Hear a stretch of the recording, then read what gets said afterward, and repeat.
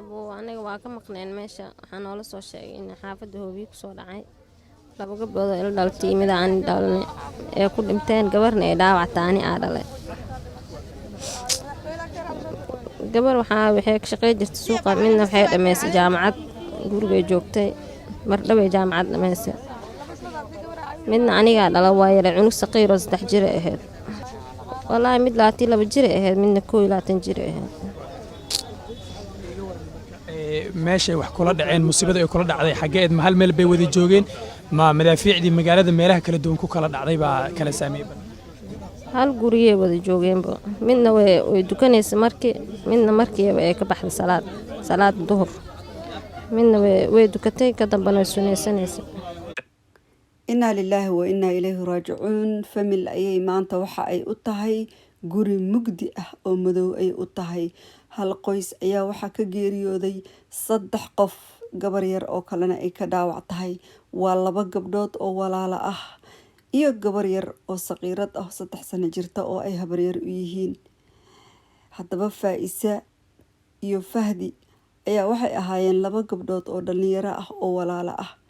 iyaga oo gurigooda jooga ayaa maanta hoobiyihii ku soo dhacay gurigooda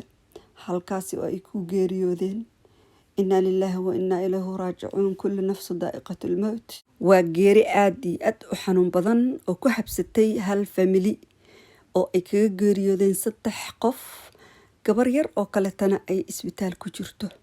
inna lillahi wa inna ilayhi raaji'uun hooyadii dhashay ilaa iyo hadda hadal waa laga laayahay waxa ay dhashay hooyadaasi 3 gabdhood hal gabar ayaa hadda ka hartay oo gabadheedina la dilay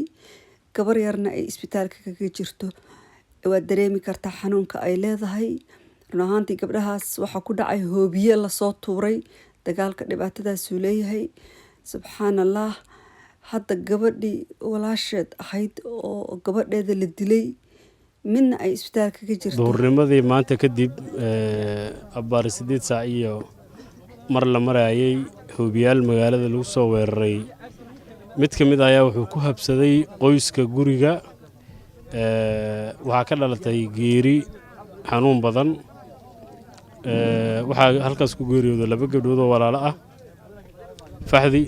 cadow gacanay cali udaxow iyo walaasheed Faa'iso ayaa ku geeriyooday halkaas iyo gabar yar oo habar yar ay yihiin ayadana Faa'iso leeyahay saddexdaas ruuxa ku geeriyooday halka gabar kale oo yar ayaduna ay ku dhaawacantay oo qoyska kamid ah oo ay hadda jirto ama lagu daweynayo isbitaalada magaalada mid kamid ah waxay ahayd geeri xanuun badan oo murugo badan waxaan leeyahay ilaahay u naxariisto qabrigooda Allah waasiyo waxaan gabdho dhalinyaro ah wax bartay jaamacada ka qalin jabiyay runaantii waa geeri aad iyo aad u xanuun badan familkaasi maanta xanuunka faraha badan oo ay dareemayaan qofna ma dareemi karo ilaa aad iska qiyaasayso maahane laakiin adiga maanta xanuunka wuu ku taabtay wax yar baad la qiiroonaysaa balse qofkan ay saamaysay noloshiisa wuxuu ku noqonayaa boog dhaawac ah oo aan weligeed buskoobayn yaa geerida xaq weeyaan qof kasta wuu dhimanayaa qadartiisa markay soo gashay balse ma ahan in hoobiye marka intii la isku tuuro la dhaho qofka waxa weeyaan waa saas waa iska dhacday way dhacaysaa qadarta way ku samarayaan qof kasta wuu ku samarayaa qadarta balse waxa xanuun ah waqti aan loo baahnayn dhib aan loo baahnayn in bulshadeena rayidka ah loo geysto run ahaantii yaa inta barakacaysa inta dhibaatooyinku soo gaarayaan aad bay u xanuun badan tahay dhibaatadaasna run ahaantii qofka un dhex jooga unbaa garan kara ilaahay waxaa uga baryaynaa familkaas iyo inta kale xataa waxaan arkayay wiil kale oo dhalinyaro ah oo aan ka fogeyn meesha ku nool isagana saasoo kaleeto gurigii uu ku jiray bay qabsatay meeshiiba ku geeriyooday marka ilaahay waxaa ka baryaynaa familigooda in uu qalbigooda uu qaboojiyo dadkaas way shahiideen way tageen balse dadka nool ayaa murug la noolaanaya ilaahay waxaa uga baryaynaa inuu qalbigooda qaboojiyo samir iyo iimaan jamiil ahna uu ka siiyo ilaahay idinkiis nabadgelyo biis dadkeena biis nabadda hal jeclaado dadkeena dadkeena wax maamulaya ilaahay waxaa ka baryayaa in ay bulshada u naxaan. dadka xukunka raadinaya iyo dadka xukunka haysta in ay bulshadeena u naxaan baa ilaahay ka baryaya, qalbigooda oo raxmad iyo naxariis galiyo, dadkeenana ay dhowraan. run ahaantii dagaal qof baa ku dhinta, qof kuma dhasho. dhibaatada uu leeyahayna dadku way fahansan yihiin. run ahaantii way wada qof kasta wax meesha joogay iskugu soo baxay, familigii iyo qaraabadii iyo dariskii iyo eheladii, qof kasta wuu shoogsan yahay. run ahaantii shoog bay ku tahay. qadar alle iyo way ku qabatayba waa la qaataa weeyaan, oo waad kaga khasbantahay inaad qaadatid. maxaad samaynaysaa? wax kale ma samayn kartid. ya waa ku qabsatay, qaado. ilaahay waxaan ka baryaynaa rabbi raxmaanka inuu dalkeena qaboojiyo, dadkeena iimaanka ku sugo baa ilaahay ka baryaynaa. aamiin abuu. anaga waa ka maqneen meesha. waxaa noola soo sheegay in xaafadda hoobiye kusoo dhacay, 2 gabdhood oo ila dhaltay mid aan dhalnay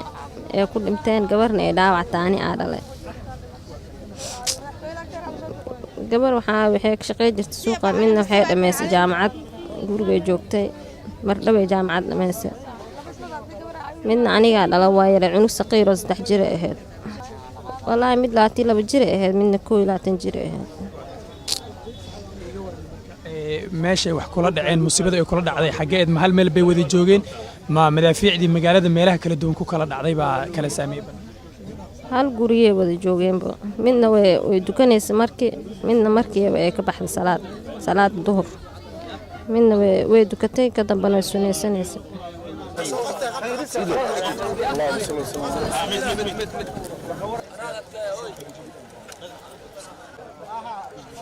الله كذب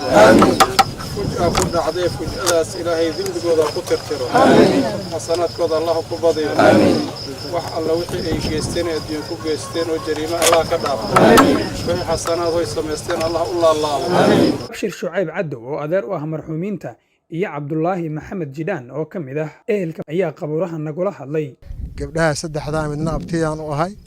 لبنا ولا له إيجارير waxaan u tacsiinayaa dhammaan faamilka iyo ehelka iyo qaraabada ee ka soo jeedaan. waxa aan leeyahay waxaa dishay gacanka xaq daran, maxaa yeelay waxay ahaayeen dad muslimiin ee sooman ee jooga gurigooda ku nool. maxaa yeelay qofka markii uu qaatumadiisa ilaahay soombi rabo, waxyaabaha oo qaatumada lagu sameeyo waxaa ka mid ah mawdka nuucaan oo kala. maxaa yeelay 2 gabdhood gabar ka mid ah way rukuucsanayd, ilaahay dartiisina u rukuucsanayd, uma rukuucsanayn wax kale. marka hadduu ajashaada maalinta qaatumadaada ay naqato adigoo rukuuc ku jiro, inuu ilaahay nafta kaa qaado oo waxyaabaha la doonayo. hooyo Madiine Cali oo dhashay marxuumiinta kuna soo korisay xaalad adag tan iyo markii ay maqashay akhbaarta geerida gabdhaheeda, waxaa laga la'yahay wax hadal ah calaashaan xanuunka ay ku beertay arrinta dhacday. Fadxi iyo Faa'isana waa 2 ka mid ah 3 qof ee ay dhashay dunidana u joogay hooyo Madiina. maxamed iidil raadiyaha telefishinka dalsan muqdisho. fiidiyogeeni maanta intaasuu ku egyahay. ilaahay u soo barya familkan iyo inta ku dhimatay oo dhan in ilaahay qalbigooda qaboojiyo, inta dhimatayna u naxariisto. fadlan fiidiyoga like noo saar, haddii aadan hore subscribe u saarin nagu soo biir oo subscribe noo saar, gambaleelkana furo si fiidiyo kasta markii aan soo dhigo uu kuugu soo dhaco. halkaad nagala socotaan waa Saara Sahan channel. fadlan fiidiyoga share dheh si asxaabo badan oo wanaagsan ay noogu soo biiraan. waa mahadsantihiin.